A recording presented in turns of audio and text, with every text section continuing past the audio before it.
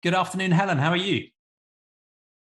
I'm good, thank you. How are you? Yeah, very good, very good. Well, thank you so much for joining this series of Sentientist Conversations. And as we've talked about a little bit before, it centers on trying to answer what I think are the two most important and interesting questions there are. What's real? What should we believe? And what matters? Who matters morally? And I'm answering I answer these questions. I have an obvious bias through this very simple worldview called Sentientism, which suggests that we should commit to evidence, reason, and compassion for all sentient beings. So it's a combination of taking a naturalistic approach, if you like, to understanding reality, and a sentiocentric approach that says, all suffering matters, all sentient beings matter. But I'm talking to people in these conversations who either agree or disagree with that philosophy. So it'll be fascinating to understand your story and your journey and where you've got to now. But before we go on to those big questions, how would you best introduce yourself and your work? Well, my introduction is behind me. So the banner of Northumbria University, which is based at the moment, in my case, in Amsterdam. So we're running an international program here. I'm also still employed in the Hague University of Applied Sciences. Somehow I'm combining two jobs for another few months. Yeah, good luck. Thank you.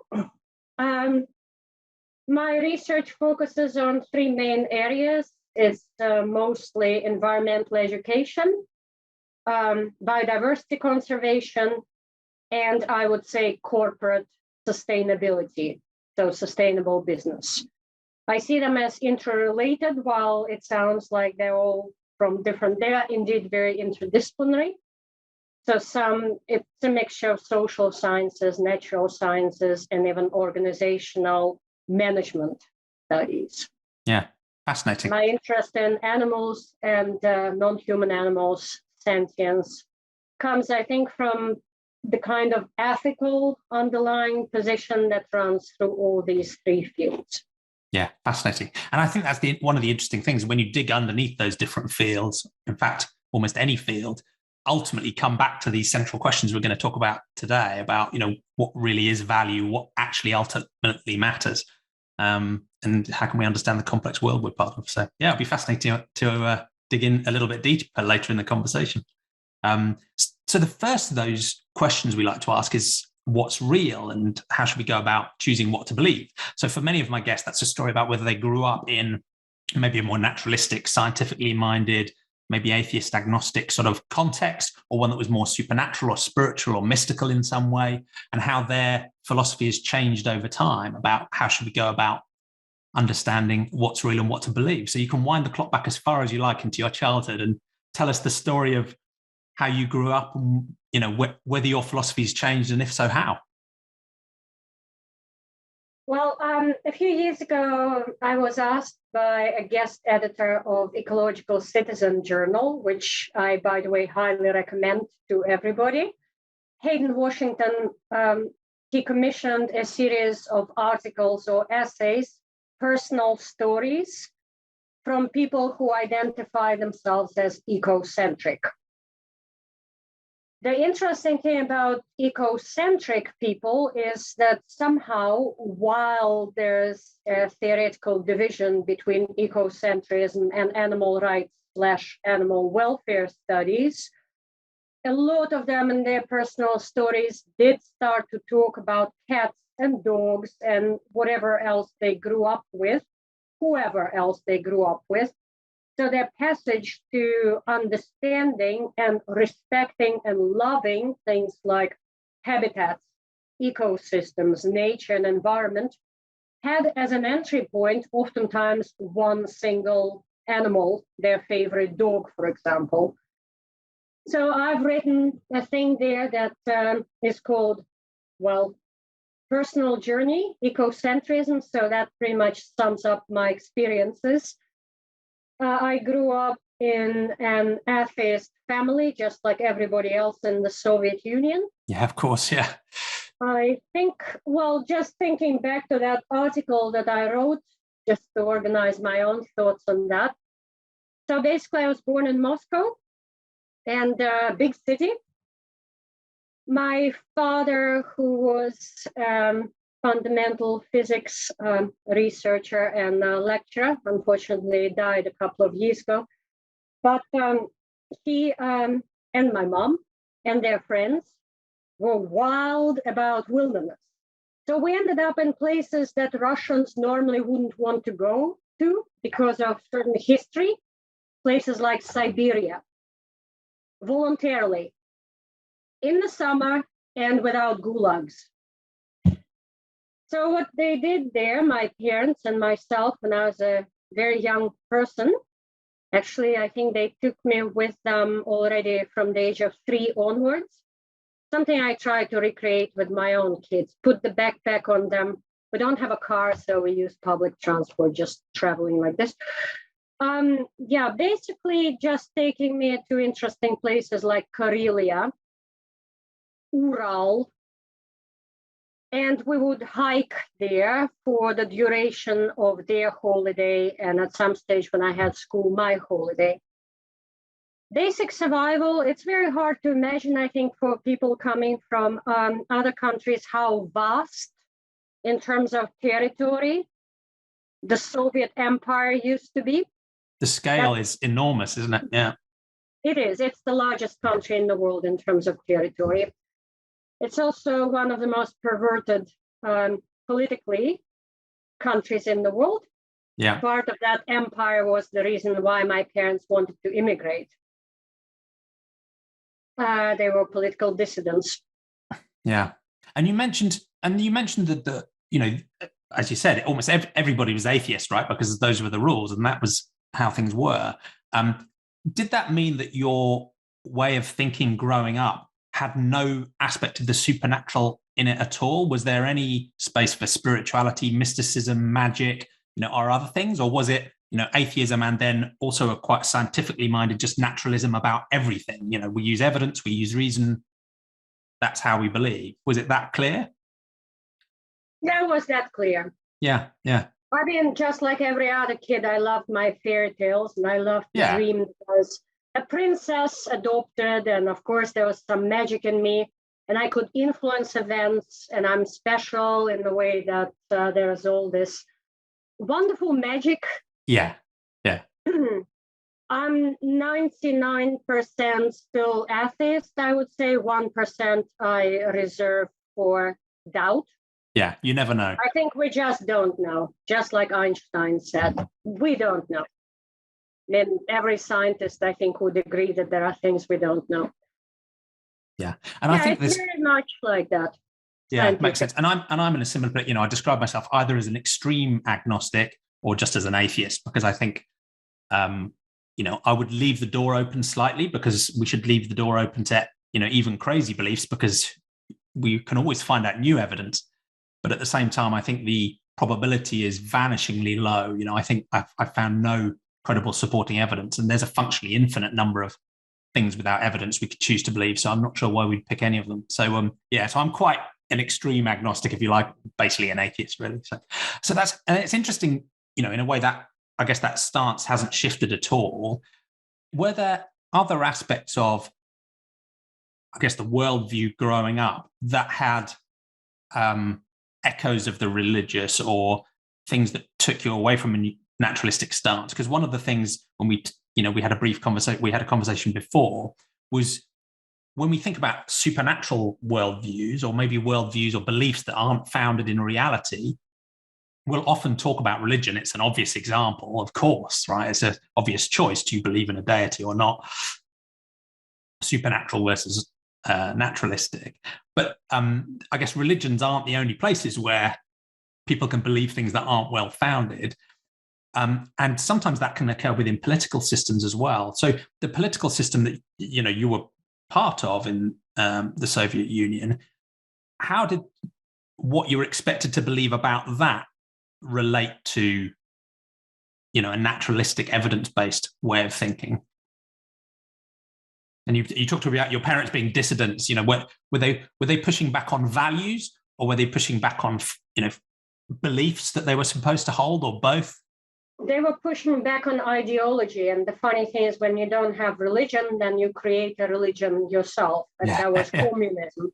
We have Lenin and Marx as our upper gods. One is the godfather and another one is the godson, sort of, and then Friedrich Engels and God knows what else. The Trinity. We had the scriptures, and that was Der Kapital and all that stuff.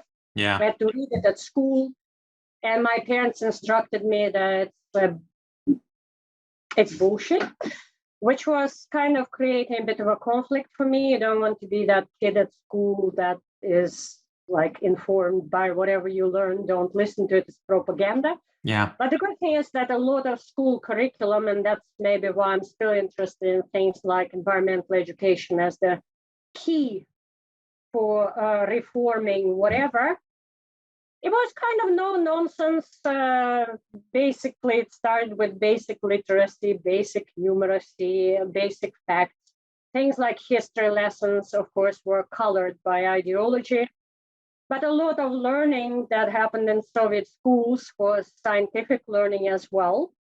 And I very much believe in this method, and I still do. So that was never disputed. And also, my parents never disputed that either. No, religion played no role, and still doesn't. Yeah, and that's one of the reasons I think why there's different versions of naturalism. You know, one is just the statement that the natural world is all that there is, right? There are no supernatural phenomena at all. So that's one view of naturalism, and I'm quite sympathetic to that because, you know, I'm not aware of there being any convincing evidence that supernatural things could exist. And if we found some evidence, then those things would presumably be part of the natural world because we've found some evidence of them. So I'm quite sympathetic to that form of naturalism.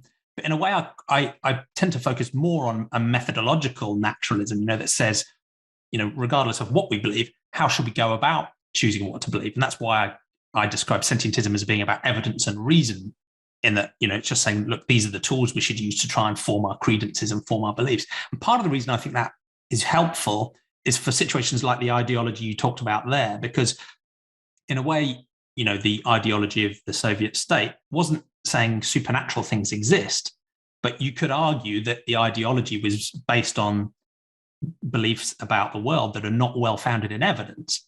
And I think we can find so many examples of problems that occur in the world today that aren't necessarily a supernatural belief, but they are a belief that is poorly founded in evidence. You know, like, you know, in a oversimplistic way, it feels to me like nearly all of the problems we face either come back to a failure of compassion or because people have just got wrong beliefs.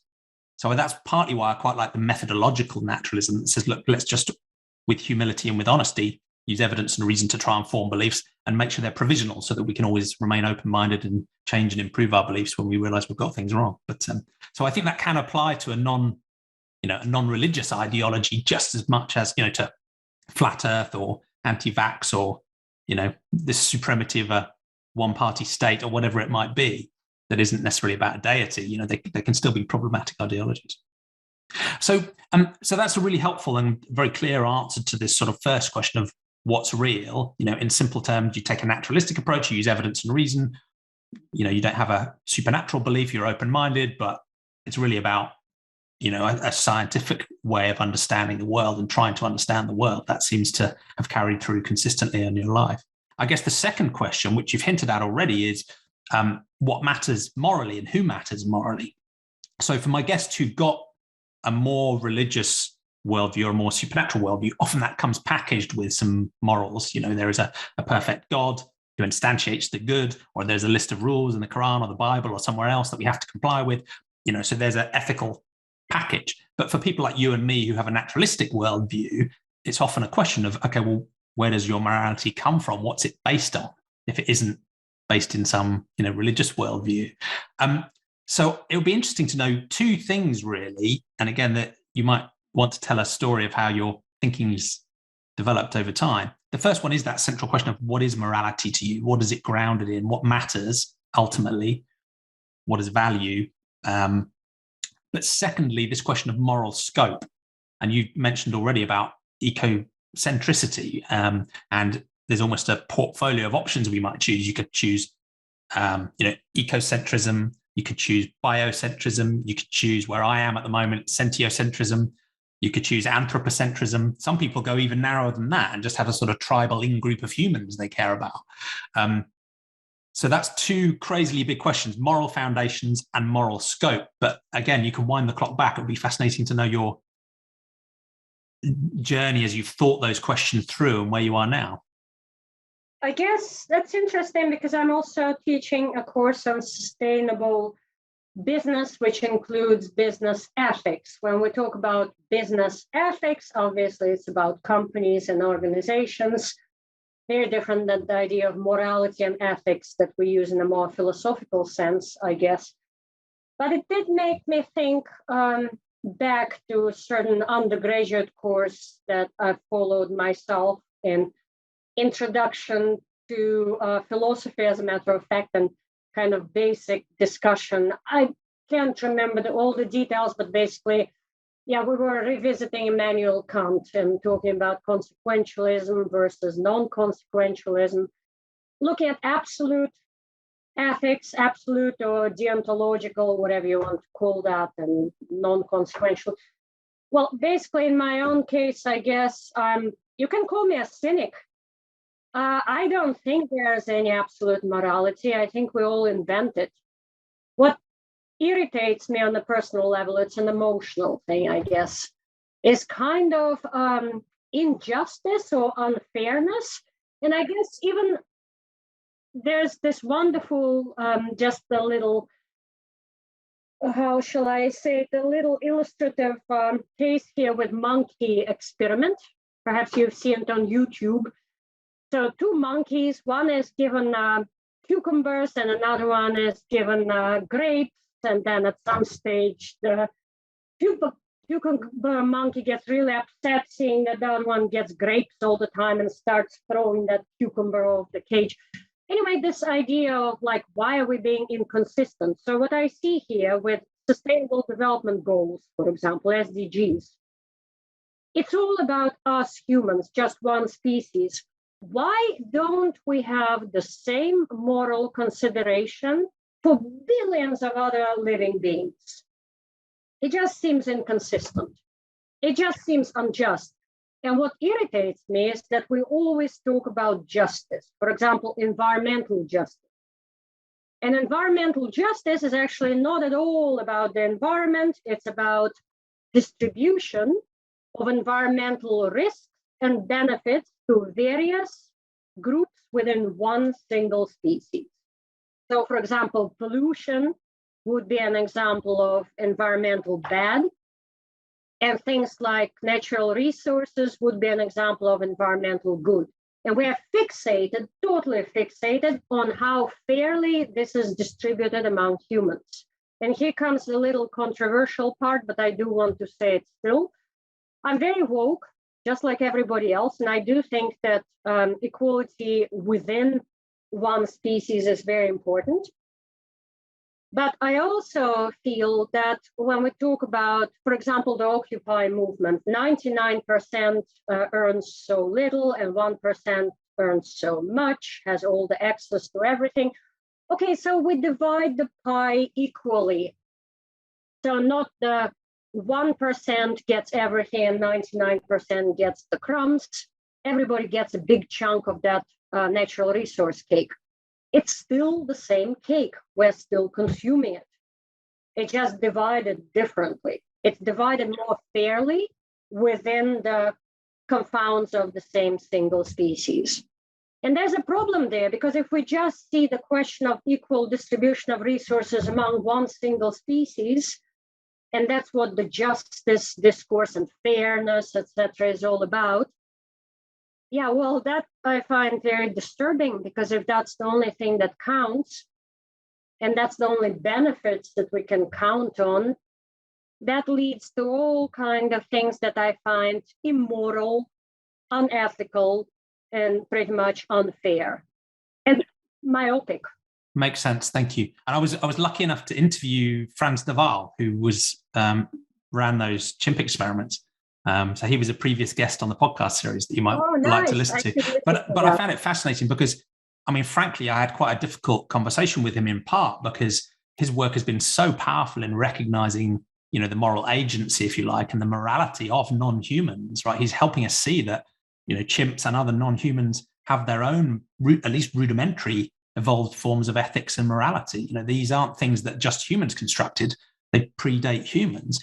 But at the same time, while he recognizes the moral salience of sentience in terms of moral patiency, he hasn't carried that through practically in his life. So which is common for many people, right? They've developed this rich appreciation for non-human animals as moral agents, but they can't quite break free of the social norms that, tell us that it's okay to exploit and harm them. So, but it was a fascinating conversation. So that might be an interesting lesson. And I'm sympathetic with your view of ethics because some people seem to insist that we need a perfect, objective, external definition of, morality. And that's partly what drives some people to a religious worldview because, at least it's a list of rules or it gives you a standard. Now, I'd claim that standard I'd claim that standard is arbitrary and fabricated and often harmful. But, there's a book and a list. So you've got something, right? And they will sometimes turn to people with a naturalistic view and say, well, where is your perfect standard? And I'd be sympathetic with your view. So we don't have one, right? And there isn't one. But I do think the things you listed there, as we construct a morality, are very common, right? The sense of injustice, the sense of fairness, the sense of consistency, the rejection of arbitrary moral standards, I think can still, even without a sort of perfect moral realism or some external authority, guide us to a really well-founded, constructed ethic that we can actually all share. So I don't think because we reject a sort of perfect standard, we don't have to go down a relativistic route or a nihilistic route where we say nothing matters. We can use these sort of principles of injustice and unfairness and consistency and rejecting arbitrariness to construct something that's pretty robust and maybe even universal. But the second question, which you've touched on, is this really important one of moral scope, because you can have a very sort of compassionate ethic that rejects injustice, for example. But if you're only thinking about, my tribal in-group of humans, people like me, for example, or people in my country, or even just all humans, as you pointed out, that restricts the relevance and consistency of your own ethic. So it'd be good, again, to wind the clock back and understand how you went through that journey yourself. So you're growing up as a child, you instinctively think of your family and you care for your family. How did your moral scope broaden out, and where is it now? Now, look, I was just talking about equal distribution of resources. So what made me also doubt a morality like this is the experience of growing up in the Soviet Union. Indeed, with my parents who were skeptical, just like many others, of the regime. Point is, with the Russian Revolution, precisely that, the reversal of that Occupy movement happened. Very good intentions. Let's take away from the rich. Let's redistribute to the poor. What happens? You have a bloody revolution because nobody wants to give up their stuff. And then the new elite emerges. Within 5 years, you have the new government. So that's why I'm also kind of skeptical about all this. Like, yeah, okay, so what do you want? Kill the rich people because otherwise they won't give up their richness, or just tax them to death? There are a lot of things about, I don't even like those big words like morality and ethics from the capital M and E. Yeah. It's just, what do you propose pragmatically, the kind of regimes, political regimes to live by? If they are restrictive and if they are pretty horrible, totalitarian, but they have these good intentions behind them, and then you see that bloodbath. And, again, talking about going back in time, my own family would have been much bigger, my own family before I was born, if it wasn't for Hitler camps, if it wasn't for Stalin camps, if it wasn't for, I think most Russians, whatever ethnic background or whatever background they have, they all come from that kind of stuff. I think we had about 22 million that died in the Second World War, and then in combination with Stalin camps, it's hard to imagine. It's the population of the Netherlands, but then twice as much. It's horrific. The scale is just almost impossible to comprehend. And, all these good intentions behind communism, etc., that's what makes me cynical. Now, again, speaking about science and not religion, I see our planet as one of billions in the galaxies. And so it doesn't really matter. Whatever we do, little creatures on this little planet, there are billions of others. So who cares? It's not that grand. Maybe there are other planets with individuals like ourselves. I hope they're a bit wiser than ourselves. Probably they don't look like ourselves, but who knows? Yeah, in this scale, I think morality and ethics is kind of a funny thing that one single species invented and there are cultural differences between it. I'm an anthropologist, I should tell you, from the origin, forgot to say that. So cultural relativism, which can be quite extreme, it could include things like, why is human sacrifice and cannibalism a good thing, you know? And one can embrace that too. And basically, yeah, this is where I come from. My morality comes from a sense of it doesn't really matter on this one little planet among billions of others. Secondly, there's cultural relativism. Oh, there are shifts in morality all the time. Because now we think, oh, wow, moral progress. We have anti-racism movements. We have anti-sexism movements. And it is quite a progress in terms of tolerance. But things can be turned back too. We've seen it with the Roman civilization, with the ancient Greek civilization, etc. So I don't think there's this progress that would continue forever. So it's interesting because you, on the one hand, you're saying, you know, in a sense, it doesn't really matter because we're tiny and insignificant. But at the same time, and you're recognizing there are, you know, validities to different forms of morality. But underlying it, there still does seem some independent structure you're using to assess those because of your resistance to injustice and your drive for consistency. And I do sense that there is some, you know, ultimately there's a compassion there that cares about the suffering of others. And that's a theme that can run through despite your cynicism and despite the relativism. How do you balance those things out? Because I find people who are, you know, feel quite cynical or maybe are drawn to cultural relativism, but then when you pull them back to say, well, okay, if you believe nothing matters, or you believe that, you know, a culture that decides cannibalistic murder is absolutely fine, is just as valid as the one that doesn't, people will still come back to at least an intuitive sense that needlessly causing suffering is a bad thing to do, independent of constructed, you know, relativistic ethical systems, and independent of the fact that on some cosmic scale, does it really matter? There's still, I mean, in a way, that's really what I've based this concept of sentientism on, you know, using the work of many other people, is almost to say, stay neutral on many of the more complex ethical systems about politics and organization and equality.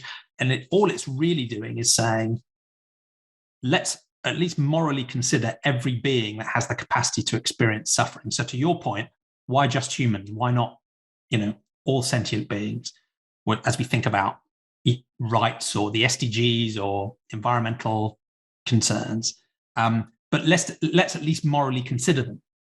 And moral consideration means that we would see needlessly causing their suffering and death as a negative thing to do. Is that simple? Nothing more, right? You can build all sorts of complexity on top of it. You can take that into different sorts of pluralistic directions, but let's at least agree a bedrock that says the suffering and flourishing of an individual sentient being matters, and morality is the choice to care about that. So I guess that's how I'd frame that stance, to make sure that we don't allow a nihilism or a relativism to justify the needless causing of suffering, which, to be honest, often they do. So it feels like you're sympathetic to, you know, nihilism and relativism, but you still seem to have it feels like you have a strong ethical core because you do care about justice. I think it's basic survival, just the social contract by Hobbes or whatever. I mean, we all have to navigate in this world, and there are two things we care about on the biological scale normally. Well, not all of us. Survival is number one, and number two would be reproduction. We see that in Western society, reproduction is becoming less important, which is good for population growth.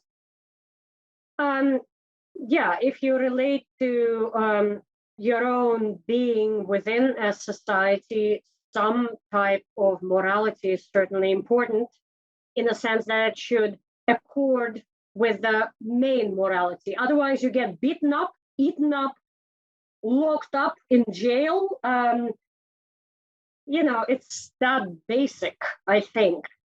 So as I said, what drives me is perhaps just a sense of anger at inconsistencies. It pisses me off. Okay? So I guess my morality is aligned with the main Western society that I'm part of. And also it's aligned with some, religious basics, the 10 Commandments. Don't kill, don't steal, all that basic stuff. So nothing too anarchistic and radical about that. I accept that. But what pisses me off, that it just applies to one single species. I see it as inconsistent. It's an emotional response. It kind of enrages me. And when did you start to think that way? Did you, from a very young age, did you have this sense of, the moral salience or importance of non-human animals? Did you have companion animals in your home? Or was it something you developed intellectually later on when you started to see, our species as just one amongst many? Yeah, I've written little books when I was a kid. I just like to write my own little fiction novels. So one of the long ones, it was like a serial, was called A Girl Leader. By the way, normally you wouldn't hear me talking about feminism. I'm just not interested, to be honest. So it wasn't about that. It wasn't about girl leader feminism. It was about a girl that realizes that perhaps here's your magic. She can communicate to the animals, and animals, especially in the zoo, tell her they don't want to be in cages, and also they don't want to be eaten, etc. And in Russia, the idea of, for example, veganism didn't exist. It's just a cultural thing. It just didn't. So that never occurred. But basically, this girl. How old were you when you wrote that? Because you're already. I was 7 when I started, and I was 12 when I finished part 99. I tend to write a lot, so I still do. I write different stuff now. Wow. That's kind of interesting because I found this at home still, some of the notebooks. So you were already identifying with the perspective of the non-human animals and their situation and empathizing. I was living my weird teenage fantasies through it.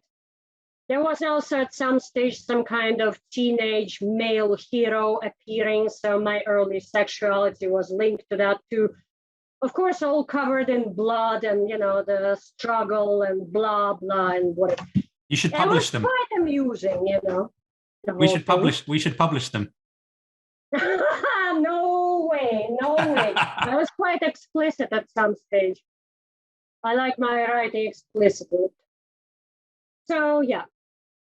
It was about the fact that I did think at the time, indeed, that there's something strange going on with animals, the way we treat them, and that something has to be done about it. And the only way to do it is if somebody can speak for them, because they cannot speak for themselves.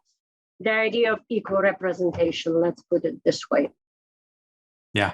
And so you had that realization and that perspective quite early on. I think many people do, but then they forget it, or it gets trained out of them because, the social norms around us are so strong that say, well, it's, we are supposed to care about animals, but only in a particular way. And, exploiting them, farming them, consuming them is absolutely normal and ethical and straightforward. At what point did you make that connection from your empathic connection with other animals through to some of the practical challenges, like, what your family were eating? And as you said, there was no real such thing as veganism in the Soviet Union. How did you manage to make that sort of transition of applying your compassion for non-human animals practical? And how does that journey work? Yeah, it's still a journey. It's still, what's interesting about it too is that I do see myself as 1 out of 8 billion.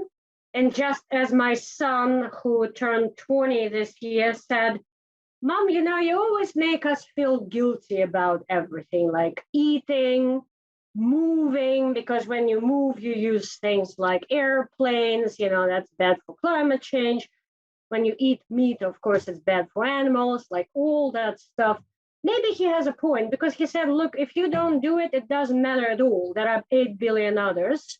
That's another part about that cynicism. By the way, I'm not vegan. I'm not at all. Oh, okay. I'm a flexitarian. Ah, okay. Yep, I can even eat meat.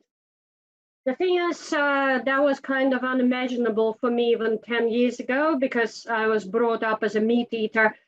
I also, to be quite honest, okay, that's going to sound strange to you, but I didn't particularly like necessarily all the individuals that I met that were quite extreme, because I felt they were nihilistic.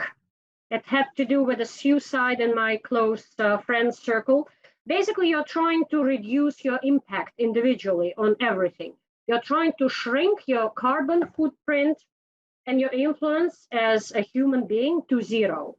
You feel guilty about moving around by transport. You feel guilty about eating. You feel guilty about pretty much everything. I think the two suicides that I witnessed, one in my family and one in my friend circle, have made me realize too, it's a bit like the story of Siddhartha as well, from in the Buddhist description of his growing up before he becomes the enlightened one. He tries asceticism and he realizes that sometimes it goes too far. He cannot live and tell the story if he is too strict. So also, I do find it's very difficult for me to approve of others, to be able to talk to others, such as my own business students and my own colleagues and some of my family members and some of my friends, if I'm too strict myself. Because if I'm strict myself, and I'm strict enough for quite a few things, then I get so angry at them not being so, and actually at the whole world, that I have no understanding whatsoever. It's a strange psychological thing. But basically now I'm moving away from nihilism, of constantly trying to reduce whatever. And that's why I actually like to describe myself in terms of diet, for example, right now as a flexitarian, although practically speaking, actually, I have to really think very, very hard when I had meat for the last time. I have no idea. It was a long time ago. Yeah. But it just makes me personally, and again, if you realize that I don't believe in absolute ethics, I don't believe in that. But I do believe in material things like 8 billion consumers, 8 billion meat eaters. And I'm trying to figure out what's the most efficient way for me as an individual to influence certain things. One of them is being in dialogue, an open-minded dialogue with people who are from another camp. So when I speak to vegan, I have a group of co-authors and friends, very close ones, that don't fly airplanes, that restrict themselves in very much everything. They don't have children for one and simple reason is that children are, of course, the worst thing you can do for the environment. Even if you bring them up well, you're a father yourself, you know how that works, right? I just said a little vignette about my 20-year-old son. He's not exactly vegetarian either. Although I must say it was my my oldest daughter, who is 22 at the time, she started with being vegetarian. So she taught us eventually, and then the second daughter, hey guys, walk the talk. If you say you care about animals, why do you eat them? That kind of stuff, So it's interesting. Sometimes children can actually influence their parents. But again, Absolutely. Going back to my friends and my colleagues that I very much respect and seen that kind of thing. No children, no flying, no eating pretty much anything except for certain. And that brings me back to the question of suicide, completely reducing yourself. And we have such a short time on this planet, I think, that we cannot afford this psychological burden that's going to destroy pretty much yourself, not just physically, but emotionally. and generates so much, indeed, anger. I already, the anger that I told you about injustice, for me, it's a good anger because it makes me write and it makes me teach, and I actually transform it into something that I can work with.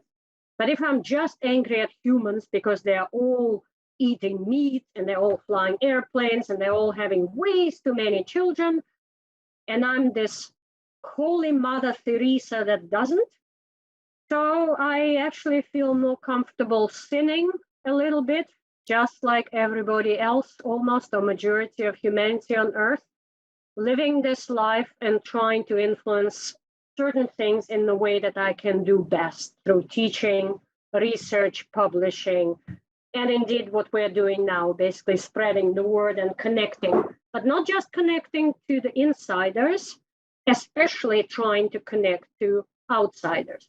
Just last time at the conference, I do remember somebody during dinner said, well, Helen, so which kind of green leaf would you like on your plate? So very demonstratively, I took a piece of steak because at the time, by the way, I didn't eat meat. Like, what you talking about? Like, oh, wow, I assumed you're a vegan. Like, well, don't assume. And it's interesting because after that, I actually went into a frontal attack of this person because he assumed a bit too much. But it was interesting that in the end, we had a super interesting conversation, learned from each other a lot. And yeah, it's that kind of stuff. It's when you talk to somebody, was it Breakthrough Institute? They invited me because I was actually extremely critical of the Breakthrough Institute, be involved in certain public debate. And then there were people from like Tea Party or people, very much like Republican senators supporting a lot of things that I don't believe in. And then talking to these people at the dinner table and after that. And I was there for 4 days, I think, in Virginia. So we had quite a lot of time to connect. That was very valuable. Not talking to the converted. And that's a really interesting perspective. And I think one of the important themes is that if we see, our own footprint on the planet as just a negative thing to be minimized, I think that is a tragic perspective, right? And part of the idea behind sentientism is it's supposed to warrant universal compassion for all sentient beings, and that includes ourselves. So it's not just about minimizing impact, minimizing suffering. It's also recognizing the positive in the quality of our sentient experiences. So my own life, your experience, moment to moment, and the positive experiences we can have, that's positive value. It's not just about a question of minimizing the negatives. There's positives too.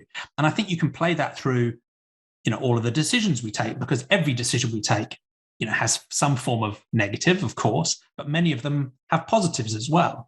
Even some of the negative choices we make have positive aspects in the fact it might be helping, someone continue with a job or succeed in some way. So there are positives and negatives from many of our choices, but I think we have to start with a compassion for ourselves and a recognition that, the flourishing of sentient beings is a positive value. It's not just about reducing everything to zero. But I think I would differ in some of your perspective, because I think on the one hand, to say we are just one amongst 8 billion, that's factually true, right? So if our frame of reference is solving all the world's problems, yes, our individual impact is minuscule, and you could argue it's irrelevant. Of course, if all 8 billion people think that way, no positive change will ever happen, and everyone will just give up. The idea is, what's the point of me voting? What's the point of me being a conscious consumer? What's the point of me not taking a flight? What's the point of me not making, eating meat? Because will it really make a big difference in the scheme of things? And I guess my resistance to that is twofold. One is to say we need to encourage all 8 billion people to be more conscious, because otherwise we're in real trouble, right? So let's at least set a good example. And two, even if the impact we have individually might seem small, it is still real, right? It is still an impact, and that still matters.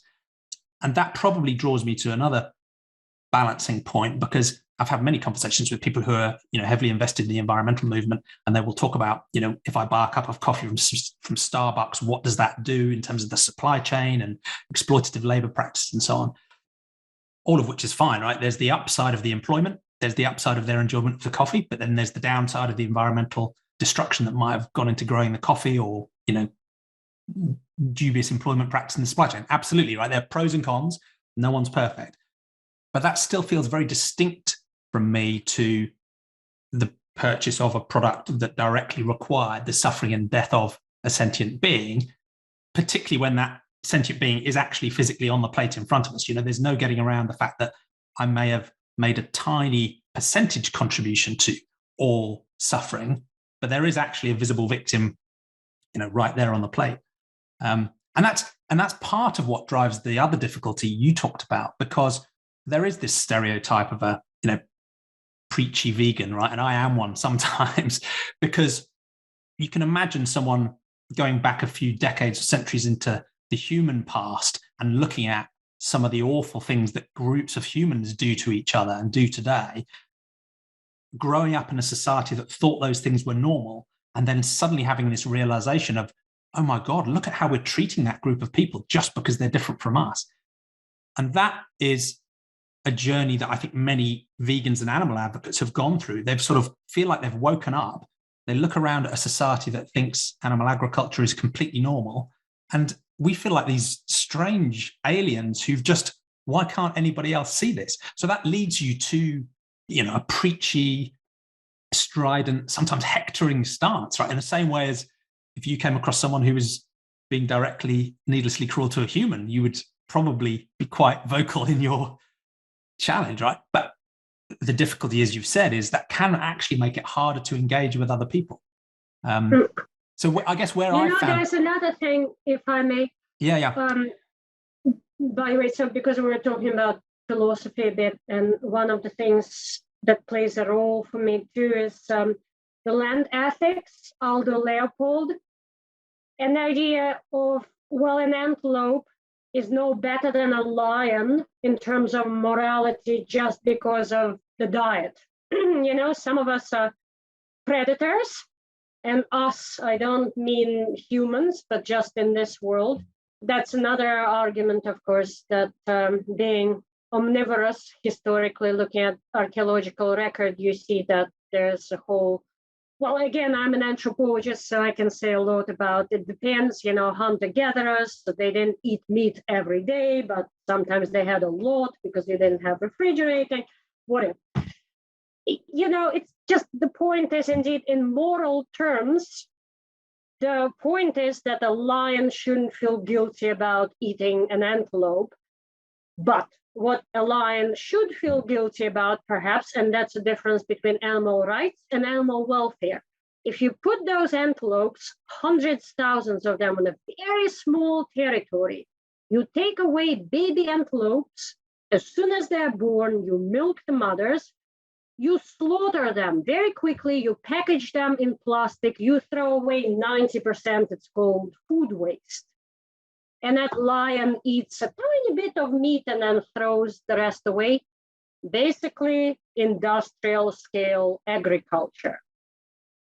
That's what I'm against. Yeah. So this is, I think, something I should have mentioned before. This is where it really comes from for me. So it's not just, well, I don't matter, I don't whatever, but to me, I do make a clear distinction too between animal rights, which can be very absolute. Yeah. And there we go. That's the absolute ethics.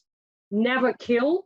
But then we get again into this almost Buddhist argument, like, what if you stepped on an ant, and should you not eat grass because grass is also blah, blah, all that.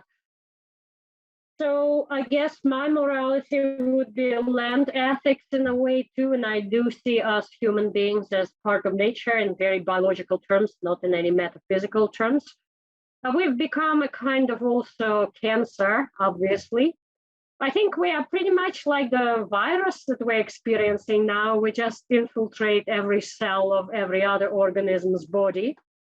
And that is not so great. I mean, our behavior has huge influence on pretty much every other species in the world. And it's not just through eating them, but it's through changing the biochemistry of the whole atmosphere, etc. And of course, growing things for consumption is one of the biggest problems. Yeah. And I think I wouldn't go so far as I think that this sort of sense that humans are like a virus on the planet, I can see the temptation of that because we have so much power and so much capability, and we've caused a great deal of damage, of course. But I do get nervous that it's, again, too focused on the negative. It sometimes ignores the wonder and the joy and the exploration and all of the good things that humanity have done and are capable of as well. So again, it can lead you back into that nihilistic approach where in the extreme, some people will say the best outcome for the planet is that there are no humans left at all, right? Wouldn't that be wonderful? A perfect green Gaia existing in, and to my mind... No, but that's not true. Viri, they have a function. Yeah, and I think this is the difference because it depends ultimately what people value. Because if people value ultimately ecosystems, but they don't necessarily value individual sentient beings or individual humans, then yes, that, depopulated or unpopulated planet would be a wonderful thing. Not that we would be around to experience it. I guess I have a very different stance, which is that ultimately I care richly about the ecosystem and the environment because it's so important to the experiences of the sentient beings. So if there's a distant planet in a faraway galaxy with no sentient life in it or experiencing it, that to me is morally irrelevant. However fascinating intellectually the ecosystem might be, the reason we care about this planet and not so much about the others is because of all of the sentient beings that live on it. And while I'm completely with you on a sort of naturalistically descriptive approach of saying, how have humans evolved? How has the lion evolved? How has the antelope evolved? How are we all involved in these intermeshed systems? I guess the normative ethic that many humans have constructed, and mine, is to care about the suffering of the individual sentient being. So it might not make sense to blame the lion for what it's doing. I'm not sure the lion would necessarily understand. But the important thing is the suffering of that antelope is morally salient and it does matter. I'm not sure what to do about it, but it does in itself intrinsically matter in the same way as the suffering of another human or the suffering of a farmed animal would matter. So that leaves plenty of space in terms of working out what to do next. I also wouldn't take a purist stance. I'm not saying that suffering and death can never be justified. I think even with humans, you can find ethical situations where it is the right thing to do to kill another human. Self-defense? Absolutely, right? But the important thing is moral consideration and inclusion for me, because as soon as you exclude another human or another sentient being from moral consideration, they are then morally irrelevant and anything can be done to them in a state of moral neutrality. I think we have to include, recognize, value the suffering and the flourishing of each individual sentient. But then, we'll still fight over what to do next and how to balance competing interests. There's many complex and different answers, but the baseline for me is that moral inclusion, and focusing on suffering and flourishing is, for me, really the root of all value. But I'm turning this into a rant now, but the final question, which we should come on to, again, you've touched on already, which is how can we make things better? And one of the hopeful things I find here is that almost regardless of whether you take a more ecocentric view and a more systemic view, or one that, like mine, is more focused on, the salience of individual suffering, there can still be some real win-wins, things we can do or things we can stop doing that are good for the environment, that are good for sentient non-human animals, that are good for us humans as well. So in that context, how do you think about how can we make the world better in that sense? I have a few ideas that I can compartmentalize. So one would be moral and ethical, philosophical, etc. I guess it was Bart Calico that wrote this triangular affair in the 1980s and pitched animal rights, animal welfare, animal ethics people against so-called ecocentric, holistic, blah, blah. Yeah. The thing is, I think these two schools can be united because we have a common front. Individuals comprise species, species comprise larger entities. You can have a species without a habitat, etc. Yeah. The division between care for domestic animals versus care for wild animals. Again, a lot of it, they have a common enemy, and that's oftentimes expansion of agriculture, expansion of cities. It's anthropocentrism. It's one species dominating all others. you don't have that, then say indeed if there were just 7 million people on this earth and 7 million dogs that they owned, it wouldn't be such a big problem that dogs and cats hunt certain wild species. Just the proportion of things is all out of proportion indeed. So I think whenever we speak about certain conflict areas and trade-offs, for example, one of the points of contention is oftentimes invasive species, because animal ethics people would say, but these are individuals that are sentient and, well, you know, and then ecocentrics would say, hey, but they are endangering certain critically endangered animals in this fragile ecosystem, especially in Australia, for example, where you have native marsupials, for example, very fragile environment. Suddenly a predator is introduced, like a rat or a goat or dingo, you know. Yeah, of course it's going to destroy.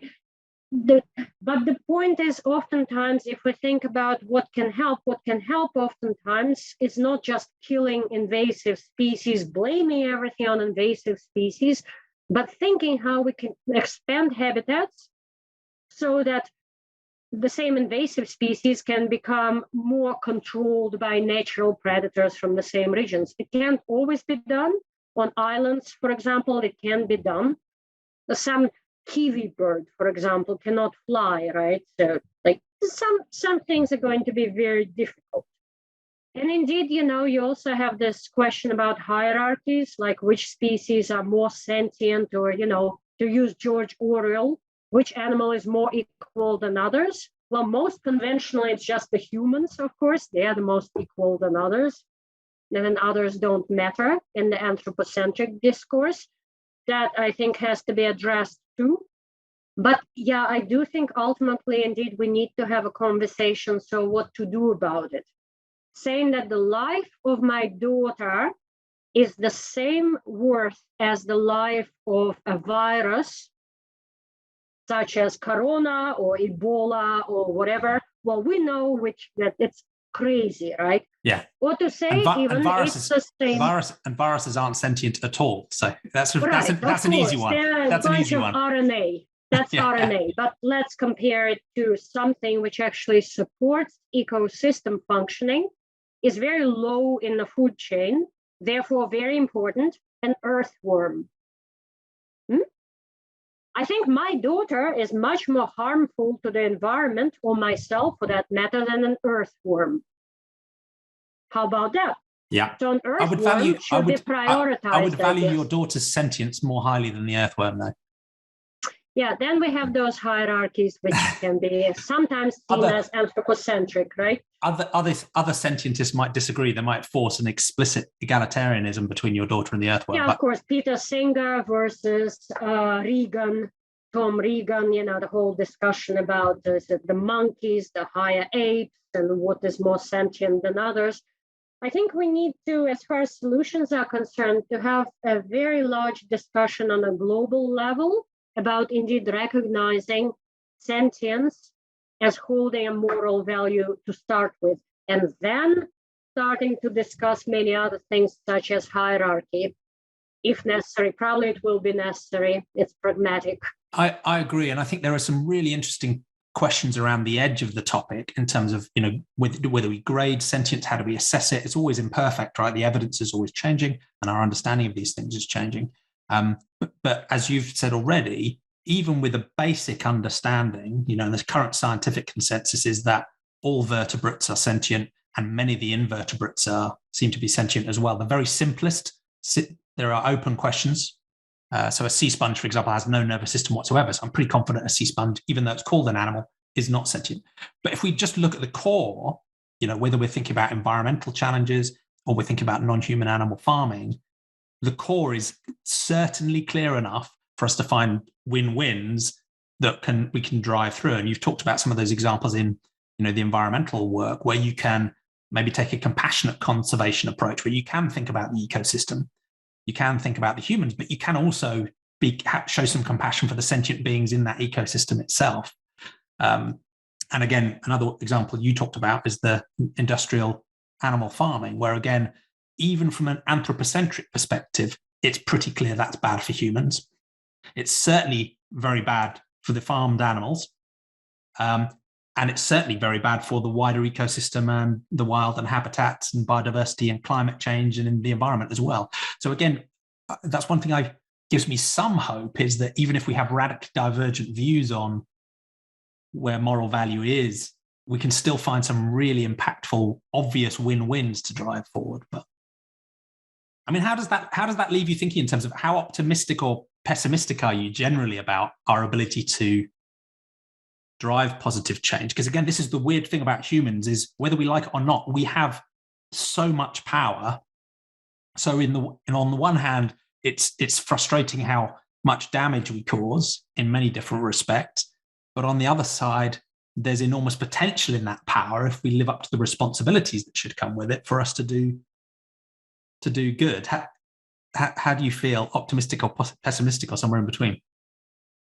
Well, we've discussed the issue of progress and ethical progress. And I said that observing history, it looks like there are some ups and downs and sometimes steps back, if you can see it as a step forward, the whole acceptance of equality. And, by that standard, you can say what happened in Afghanistan just a few months ago. The Taliban brings certain morality back that has been around for centuries, but now is rejected by the mainstream Western community.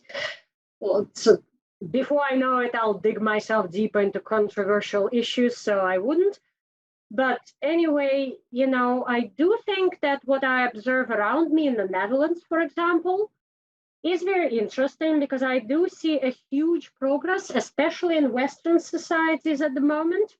Although I must say the Western societies have very much learned from traditional ones. So indigenous wisdom, and actually religions that were non-Western, the same Hinduism, Buddhism, etc. Ideas like ahimsa and dharma.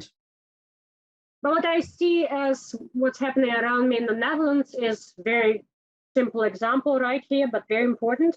Party for Animals started 11 years ago. Go out to having, I don't know, they have, I think, 6 seats in parliament. Well, the parliament is still pretty big. I mean, proportionally, it's not that much. But at the beginning, when they were set up, and the name says it all, Party for Animals, everybody was just laughing their heads off. Like, we have coalition government, which in this case is kind of funny because we can't form a government for 6 months in the Netherlands. But the good thing is, unlike the British system and American system, you can get into government if you have even a small number of voters to start with, and then you have a chance to grow. Yeah, it's proportional. So that I've seen growing from just a laughing stock and a joke to having 5 or 6 individuals in government every single day in The Hague. Actually, nobody is laughing now because it's really 6 individuals just sitting there. There are I've written some articles on that with a number of colleagues from different countries, including Africa, Nigeria, about ecological democracy. So there are also many more animal parties emerging around the world. I think the Dutch one, proportionally speaking, is the largest. But there are also some in Australia and etc. But yeah, that is interesting because indeed this is very recent. But then again, I'm thinking people couldn't vote until very recently. Women couldn't vote in the Netherlands 100 years ago. Black people, whatever, minorities could not vote. I mean, speaking about indeed within one species, the kind of equality that we're enjoying now, that's new. Normally, the reason why I don't talk about feminism and other within species differences, I think we've gone that far. Maybe 100 years ago, I would have been very concerned precisely because then I would think, God, more than half of humanity cannot even vote because what's behind it? They are, not capable of understanding whatever. So that is progress, but what I also see on political level, so you have attribution of rights of rivers, rights of whatever, ecocide law. So another thing is not political but legal, and they go side and side together. So the ecocide law that Polly Higgins has started talking about, unfortunately, she died last year, I believe, of very early cancer. But yeah, those kind of developments, that's very interesting. So political, legal, and they're happening now. Unfortunately, what I also see is that we do get stuck sometimes with, well, it's good to have moral consideration, but then what? If it's not enshrined in law, and if it's not part of politics, we can still have a situation in which we continue doing what we do and not much changes, unfortunately. We can pay lip service to sentience or to how important and considerate things can be, but we still very much abuse them and actually make certain species go extinct. Yeah, I agree. And it's in a way, it's amazing progress. We've gone from, I guess, your childhood empathy for the perspective of non-human animals to having that formally represented in parliaments. I mean, in not many decades. So I do think it's a strange situation, and we've said it many times before on this podcast, that when you're trying to drive a social change, it always feels too slow. When you're resisting it, it feels too fast. But when you look back over history, these things can happen remarkably quickly. The Overton window pin shift, things that people laughed at now become mainstream. And I think you can see that in terms of, climate change, environmental awareness, which I'd argue is still deeply flawed because of the taboo around animal agriculture, but it's still in a very different place than where it was 20 years ago. You can see it in many of the human ethical issues you talked about in the discriminations. We still have so far to go, but compared to where we were 20, 30, 40, 50 years ago, in many countries, it's already a radical difference and I think an incontrovertible improvement. So, I think that's part of the thing is it's important for us to recognize the failures and the problems of the progress we've made, and the fact it can be halting, 2 steps forward, 1 step back, and difficult. But we have to maintain enough confidence that we can drive change, because otherwise, we'll just give up, and that would be a deep tragedy. And my only challenge on my frustration about the ecocide, term and the concept that's being developed, and I think, increasingly you'll see that flow through into legislation. Again, it seems to me a reflection of the deep anthropocentrism of the human concern for the environment. So we go from, homicide is a bad thing because humans matter. So killing humans, homicide, is bad. And then we think, we're now threatened by the environmental crisis and the climate crisis. So let's talk about ecocide, the destruction of the environment, being bad because we don't want to destroy the environment that we need as humans. But no one's really talked about senticide, which to me should be just as important as a term, the killing of a sentient being. So again, we've gone human, environment, and we've sort of forgotten the moral consideration of non-human sentience as well. So let's see if we can popularize senticide as another term alongside ecocide. But I share that sort of cautious optimism that we can drive positive change. And I guess that's part of why you were also saying, look, we're 1 amongst 8 billion, is because although what we might be able to do as an individual might be quite small, if we can have influence on these systems, on the politics, on law, on the structures, the human structures, we can drive quite rapid change. There are more things from my professional perspective, what I teach students, and thank goodness, I must say, my evaluations are not bad, so I'm not fired from my institutions, and apparently students dig it. You have 2 jobs. But we discuss big-time corporate solutions too. So CSR, corporate social responsibility, used to be all very conventional. How about investment in things like family planning, which is a brilliant win-win, because most children are born in places where women, or actually very young girls of 12 sometimes, you can say that they have a choice of having the first kid at 12 and the 5th kid at the age of 20, right? There's kind of failure of, this sounds very Western, but I think there's a universalism in it too, because children at that young age, you also traditionally used to die of infections, etc. Wasn't for medicines. But the whole idea of human rights, women's rights, reproductive rights, areas, the poorest areas where women have sometimes 12 children, they're not even registered. So we don't know. Niger Delta is supposed to be 7 children per family, apparently informally many more than that. So what if CSR in business started paying attention to that? Because now speaking about population became a huge taboo. That's problematic. Another thing we discuss with students is so-called the concept of degrowth and steady state economy. So not just sustainable business, the way it's discussed with sustainable development as the important thing, sustainable development goals. They're hugely anthropocentric. They only serve humans, and they're very much driven by economic logic, economic growth. So what if you throw that out of the window and start thinking of business within degrowth paradigm? Daniel O'Neill, an economist, has given a great TED talk at Oxford University, for example, and he already discusses these possibilities. It's not a utopia, it's not some kind of green wool. As I say, I work for business schools for, 16 years now, more than that.